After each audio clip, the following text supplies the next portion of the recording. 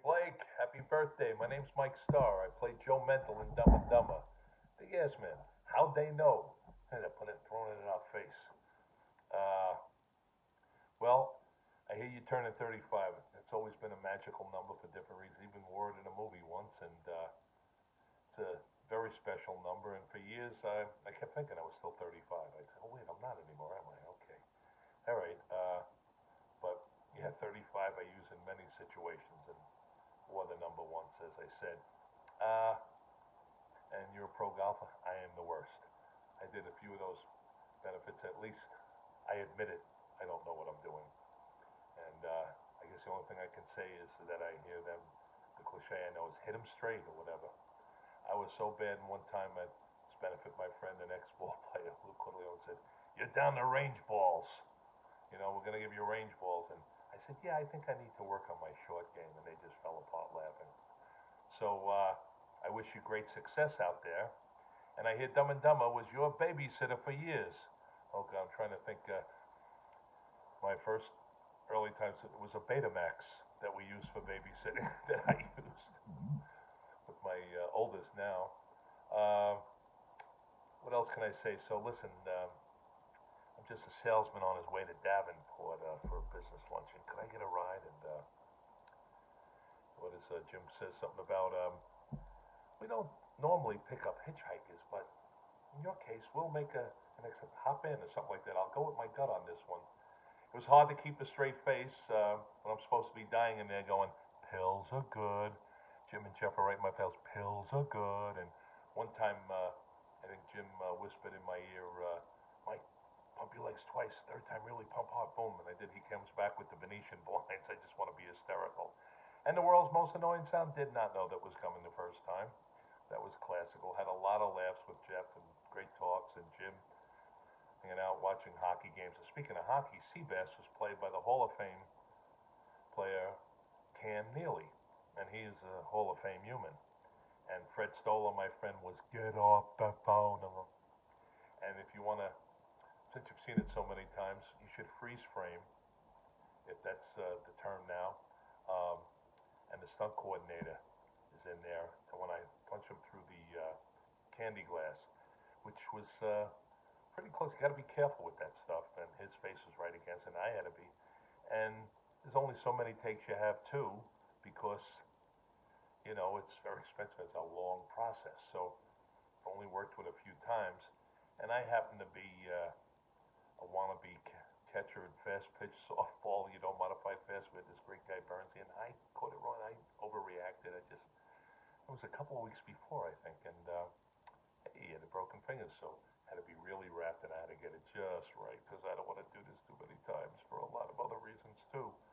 So the Farrelly brothers were great. I think the first thing I saw, I don't watch what they call rushes or dailies or whatever, especially if I'm in it, I might be self-conscious or change things. I don't know, unless there's something for some learning reason, right?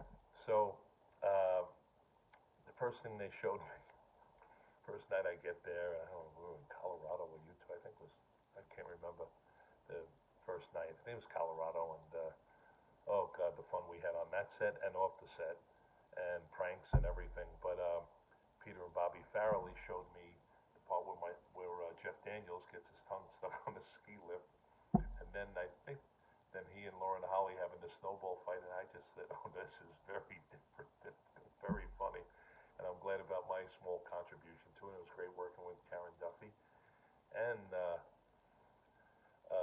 so many people on it. Lauren Holly was just tremendous, and it was just fun, and just me with Jim, and every day was an adventure and a laugh, day and night, on, off set. It was just a great feeling being on it, and I think well, maybe it transferred through the screen. And talk about being in the wrong place at the wrong time.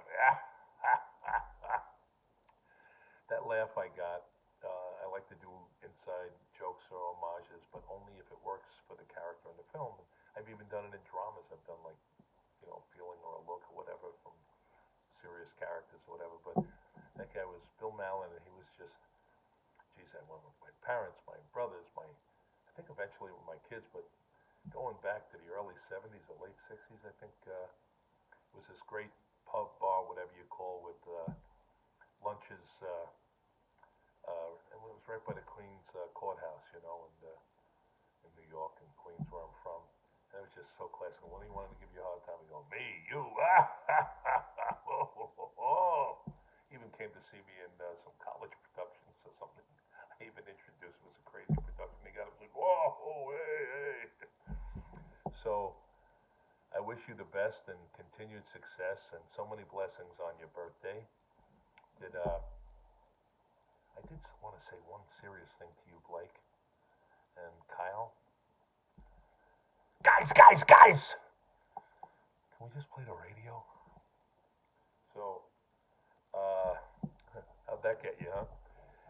What else? I'm trying to think of any other, so many quotes. I know the Shirley Temple, and I did the gas one, and let me see, the Shirley Temple put rat poison in the Shirley Temple. Sometimes people ask me to say, oh, one of my favorite lines. It was a classic line that they wrote. I mean, they just did so many great lines. It was when I say to Karen, you don't kill who you don't know. That's a rule. Okay, that's an interesting rule, but loved doing all of that, and it was so much fun. And well, Kyle really wanted me to do this right for you, and I'm always very honored and humble when someone wants me to. They think that it may mean something that I do it, you know. So I want to always do the best, and family especially, really, family, friends, or the family, I really want to do it. Family's so important to me that I want to make it perfect. And I guessed it on The Office one time, played his character, says, if it's not right, send it back. So Kyle, Blake, if it ain't right, send it back. But we do have to sing, it is your birthday, right? Come on, Kyle. Come on, Blake. Anyone else out there? All right, you ready? 1, 2, 3. Mock, yeah. You ready? Ing, yeah. Mockingbird. Guys. So you have a great birthday, July 23rd. I'm only a few days after you. Well, 6 days after you. Yeah. Very special time, and that 35 is a magical number still in my life. And you're going to have such great blessings and so many successes. I can just feel it. Because you guys deserve the best. You and the family, all the best to you. Happy birthday. Continue.